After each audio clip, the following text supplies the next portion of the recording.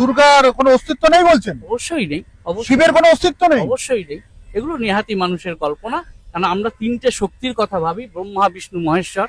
যিনি ব্রহ্মা হচ্ছেন যিনি গোটাটা সৃষ্টি করেন, বিষ্ণু পালন করেন, এবং মহেশ্বর মানে শিব তিনি হচ্ছেন ধ্বংস করেন।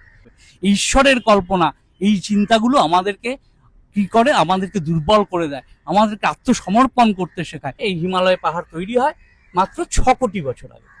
এই 6 কোটি বছর আগে পৃথিবীতে রাজত্ব করতো কিন্তু ডাইনোসর।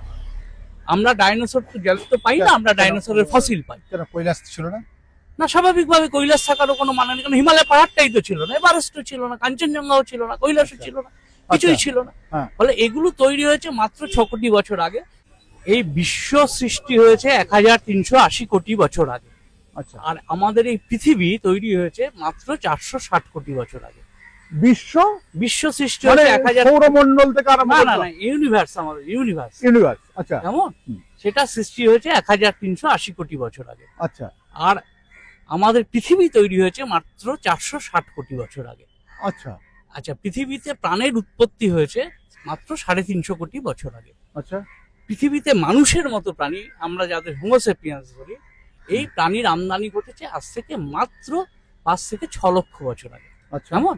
আর আধুনিক মানুষ আমরা যারা হোমোসেপিয়েন্স এই হোমোসেপিয়েন্স এসছে পৃথিবীতে আজ থেকে মাত্র 40,000 বছর আগে। আচ্ছা, কেমন? এবং বিবর্তনের মধ্য দিয়ে আজকে আমরা এই জায়গায় এসে পৌঁছেছি। আজকে যেখানটা হিমালয় পাহাড়, এই জায়গাটা আগে ছিল, তার উত্তর ছিল আঙ্গারাল্যান্ড, তার নিচে ছিল হচ্ছে গান্ডোয়ানা ল্যান্ড। আচ্ছা, এই গান্ডোয়ানা ল্যান্ডের থেকে একটা অংশ ভেঙে বেরিয়ে এসে এর মাঝখানে ছিল টেথিস সাগর। এই আঙ্গারা ল্যান্ডের সঙ্গে যুক্ত হয় এই ভারত উপমহাদেশের একটা অংশ, এবং এই যুক্ত হওয়ার ফলে ওইখানে এই হিমালয় পাহাড় তৈরি হয় মাত্র 6 কোটি বছর আগে। এই 6 কোটি বছর আগে পৃথিবীতে রাজত্ব করতো কিন্তু ডাইনোসর। আমরা ডাইনোসর তো জ্যান্ত পাই না, আমরা ডাইনোসরের ফসিল পাই। কেন কৈলাস ছিল না? না, স্বাভাবিকভাবে কৈলাস থাকারও কোনো মানে নেই, কারণ হিমালয় পাহাড়টাই তো ছিল না, এভারেস্টও ছিল না, কাঞ্চনজঙ্ঘাও ছিল না, কৈলাসও ছিল না, কিছুই ছিল না। ফলে এগুলো তৈরি হয়েছে মাত্র 6 কোটি বছর আগে, এবং সেই তৈরি হওয়ার কাজ কিন্তু আজও চলছে। যে কারণে দেখবেন আপনারা যে এভারেস্টের উচ্চতা কিন্তু প্রতিদিন বাড়ছে, বছরে প্রায় 3 ইঞ্চি করে বেড়ে যাচ্ছে এভারেস্টের উচ্চতা, কারণ এই ঠেলাটা আজও চলছে। আচ্ছা, এবং আগামী দিনে একটা সময় বলা হচ্ছে যে এই আফ্রিকা যেভাবে এগোচ্ছে ইউরোপের দিকে, তাতে করে ভূমধ্য সাগরও কিন্তু থাকবে না। এই ভূমধ্য সাগর কিন্তু টেথিস সাগরের একটা অংশ। ওই ভূমধ্য সাগরে গিয়ে কয়েক কোটি বছর বাদে ওখানে একটা বিরাট পাহাড় তৈরি হবে। কেমন? এইটা হচ্ছে বিজ্ঞান। আমি এখানে অনেক কিছু ভাবতে পারি, আমার ভাবনা কৈলাসে উমা কেন, কৈলাসে অনেকেই থাকতে পারে। না, মা উমা দেবী দুর্গা উনি কৈলাসে বাপের বাড়িতে আসেন। এগুলো সমস্তটাই আমাদের ভাবনা, পৌরাণিক গল্প, মানুষ ভেবেছেন অতি দুর্গম। বলছেন এটা গল্প? অবশ্যই গল্প, ভগবান গল্প হতে পারে, নিশ্চয়ই ভগবান গল্প। কারণ এগুলো মানুষ যখন অসহায় থেকেছে, মানুষ যখন যুক্তি দিয়ে বুঝতে পারিনি, তখন সে সেই সমস্যার সমাধান করার জন্য কোনো অতিপ্রাকৃতিক শক্তি বা অলৌকিক শক্তির কথা ভেবেছে। এবং মানুষ একমাত্র প্রাণী যে গল্প বলতে পারে, যে গল্প শুনতে ভালোবাসে, যে কারণে মানুষকে বলা হয় স্টোরি টেলিং অ্যানিমাল। মানুষের অসাধারণ ইমাজিনেশন, কল্পনা শক্তি, এই কল্পনা শক্তি দিয়ে সে অসাধারণ সব গল্প তৈরি করতে পারে। দক্ষের মেয়ে। হ্যাঁ, কৈলাসে হচ্ছে শিবের বাড়ি বলা হয়। কৈলাস আসলে অত্যন্ত দুর্গম জায়গা, সেখানে মানুষ পৌঁছতে পারেন না। সেই হ্যাঁ, যে কারণে ওই কৈলাসকে ভাবা হয় যে ওখানে নিশ্চয়ই কোনো একটা শক্তি থাকে। কেমন? এই নানান রকম গল্প মানুষ তো খুঁজে খুঁজে খুঁজে খুঁজে এসব বের করেছে, এবং নানান রকম গল্প তৈরি করেছে। সেই গল্পগুলো নিয়ে পুরাণের কাহিনী তৈরি হয়েছে। এই পুরাণের কাহিনী তো একদিনে লেখা হয়নি, হাজার হাজার বছর ধরে মানুষ চিন্তা করেছে, ভেবেছে, তারপর সেগুলো লেখা হয়েছে। প্রথমে মুখে মুখে সেই গল্প আপনার থেকে আমার কাছে, আমার থেকে আমার সন্তানের কাছে প্রচারিত হতে হতে তা বড় হয়েছে, এবং তার নানান রকম রূপ পাল্টেছে। এবং সেই গল্পকে আজকে এই চেহারায় আমরা দেখতে পাচ্ছি, যে ওখানে মহাদেবের বাসস্থান, এবং ওখান থেকে মা দুর্গা রূপে অসুরকে বধ করবার জন্য হাজির হন, এবং আমরা এখানে সে তার বাপের বাড়িতে আসে, আমরা তাকে পুজো করি, এবং তিনি আবার কৈলাসে ফিরে যান। হ্যাঁ, এগুলো নেহাতি কল্পকাহিনী, মানুষের গল্প। দেশে দেশে এই ধরনের গল্প প্রচারিত আছে। পৃথিবীর যে কোনো দেশে যান আপনি, প্রাচীন সভ্যতা যাদের ছিল, মিশরে যান, গ্রিসে যান, চীনে যান, সমস্ত দেশের দেখবেন পৌরাণিক কিছু গল্প আছে। আমাদের দেশেও সেই রকম নানান রকম, আমাদের সভ্যতা তো অতি প্রাচীন সভ্যতা, ফলে নানান রকম গল্প আমরা তৈরি করেছি, এবং সেই গল্পের ভিত্তিতে এই পুরাণগুলো তৈরি হয়েছে।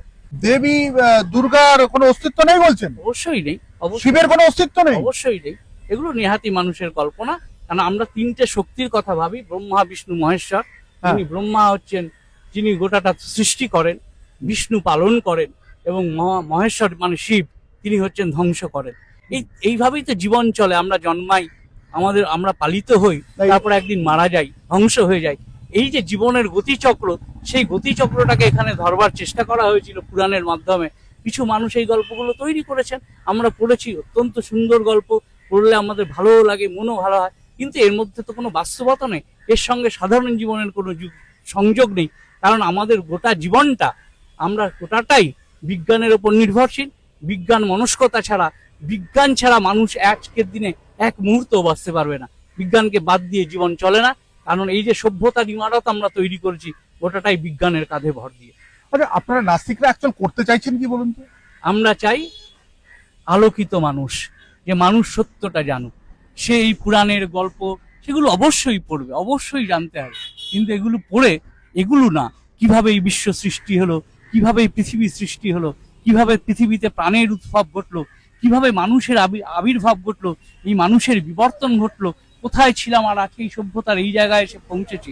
কেমন এই যে বিজ্ঞানের ঘটনাগুলো, যেটা মানুষই আবিষ্কার করেছে, এই জিনিসগুলো সাধারণ মানুষ জানুক, বিজ্ঞান মনস্ক হয়ে উঠুক। তাইলেই সে যুক্তিবাদী হবে, তাইলেই তার জীবন অনেক সুন্দর হবে, এবং আমরা আমাদের প্রত্যেকের জীবনকে আরো অনেক সুন্দর, আরো উজ্জ্বল করে তুলতে পারবো, এবং আমাদের আত্মবিশ্বাস বৃদ্ধি পাবে। এই ঈশ্বরের কল্পনা, এই চিন্তাগুলো আমাদেরকে কি করে, আমাদেরকে দুর্বল করে দেয়, আমাদেরকে আত্মসমর্পণ করতে শেখায়। কিন্তু আমরা বলছি, আমরা সাধারণ মানুষ আত্মবিশ্বাসী হন, বিজ্ঞান মনস্ক হয়ে উঠুন, যুক্তিবাদী হন, বিজ্ঞানের কথা জানুন। কারণ বিজ্ঞান ছাড়া আমাদের জীবন এক মুহূর্ত চলবে না। বিজ্ঞানকে বাদ দিয়ে মানুষের সভ্যতা আমরা কল্পনা করতে পারি না। ঠিক। আচ্ছা, কৈলাসে কেন দেবতার বাসস্থান এগুলো করা হলো? নিঃসন্দেহে ছিল ওখানে কোনো অস্তিত্ব পাওয়া গেছে না, কিছুই না। কারণ এখানে যে ওই জায়গাগুলো যেহেতু দুর্গম, হিমালয়, পাহাড়, পর্বত, এমন ওই দুর্গম জায়গার প্রতি মানুষ যে সহজে পৌঁছতে পারতো না, যেতে পারতো না। ভয়ঙ্কর জঙ্গল, তারপরে ভীষণ বরফ, ফলে ওই দুর্গম জায়গাগুলো সম্বন্ধে মানুষের নানান, ওইখানে নিশ্চয়ই কিছু আছে, ওইখানেও কিছু, এই কিছুটা হচ্ছে ঈশ্বর, যে আমাদের ওখান থেকে নিয়ন্ত্রণ করছে। এই ভাবনাগুলো থেকেই পৌরাণিক কাহিনীগুলো তৈরি হয়েছে। না, একেবারে শেষ জিজ্ঞেস করি, তাহলে কি ওখানে দেবতার মানে একেবারে গ্রেট দেবতা মহেশ্বর মানে শিব, দেবী মহামায়া, উমা, দুর্গা যাকে বলা হয়, তাদের কোনো অস্তিত্ব ছিল না কোনোদিন? অবশ্যই নেই। কারণটা হচ্ছে, আমরা তো আজকে হেলিকপ্টারে করে, প্লেনে করে ওর উপর দিয়ে যেতেই পারি, দেখতেই পারি, তল্লাশ করা হয়েছে তো, কোনো কিছু, হ্যাঁ, কিছু খুঁজে পাওয়া যায়নি তো। সত্যিই তো কিছু নেই, পাওয়ার কথাও তো নেই। তাহলে এটাকে কি বলবেন? তাহলে এগুলো সেই পৌরাণিক গল্প, মানুষের কল্প কাহিনী, অসম্ভব সুন্দর সুন্দর গল্প তৈরি করেছে। টাকা খরচ করে সে ঈশ্বরের খোঁজে যায় না, সে মানস সরোবর দেখতে যায়, এমন। এবং সে হয়তো গিয়ে সেই গল্পটা জেনে যায় যে মানস সরোবরে কোথাও একটা ঈশ্বরের অস্তিত্ব আছে, কৈলাসে আছে। সে গিয়ে হয়তো খোঁজও করে, কিন্তু সে খুঁজে পায় না। আজ অব্দি কোনো মানুষই সেটা খুঁজে পাননি। প্রচুর টাকা খরচ, কয়েক লক্ষ টাকা। কিন্তু ঘুরতে তো যায় মানুষ, এভারেস্টে উঠছে না, কয়েক লক্ষ টাকা খরচ করে তার নেশা। সেই প্রথম যখন মিলারকে জিজ্ঞাসা করা হলো, আপনি কেন এভারেস্টে উঠবেন? বিকজ ইট ইজ দেয়ার, ওটা আছে বলে আমায় ওখানে উঠতে হবে। তেনজিং নোরগে কেন গেলেন? এই মানুষের, এই বারবার মানুষ গেছে, অনেক মানুষ মারা গেছেন, তারপরেও মানুষ ছাড়েনি। এই মানুষের জানার ইচ্ছা, জিজ্ঞাসা, কি আছে ওখানে, জানতে হবে। এটাই তো মানুষের জীবন, এই জানতে হবে। এইটাই আমরা চাই, আমরা নাস্তিকরা চাই প্রত্যেকটা মানুষের মধ্যেই প্রশ্ন তৈরি হোক, তারা জানবার চেষ্টা করুক সত্যটাকে।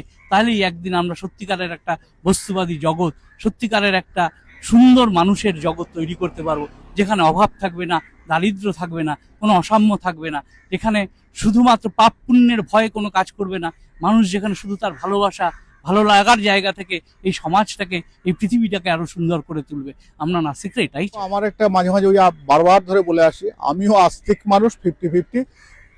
তবে দেবী উমা ওখানে আছেন, শিব ওখানে আছেন।